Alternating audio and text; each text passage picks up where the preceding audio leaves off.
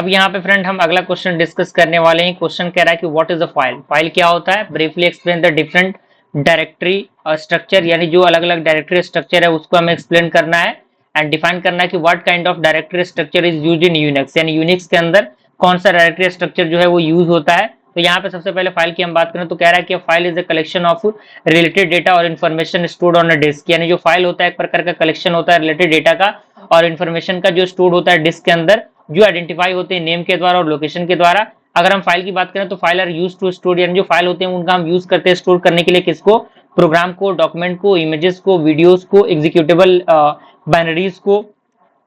Okay, और हर एक file के पास क्या होगा? उसका नाम होगा, उसका टाइप होगा, जैसे कि टेक्स्ट में है, इमेज में है, पीएनजी में है, जेपीजी में है, पीडीएफ में है। मेटा डेटा होगा यानी साइज, परमिशन, क्रिएशन, मॉडिफिकेशन।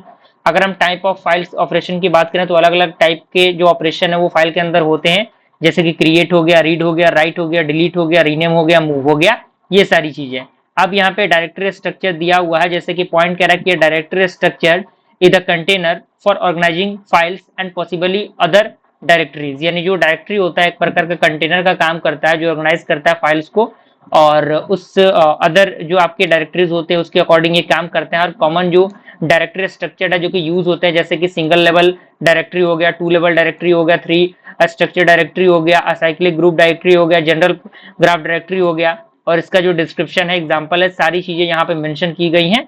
कोई परेशानी, कोई दिक्कत आपके साथ यहाँ पे नहीं होने वाली, और यहाँ पे सारी चीजें दी गई हैं, यहाँ पे उसका स्ट्रक्चर दिया हुआ है। आई होप इस क्वेश्चन का आंसर आपको मिल गया होगा।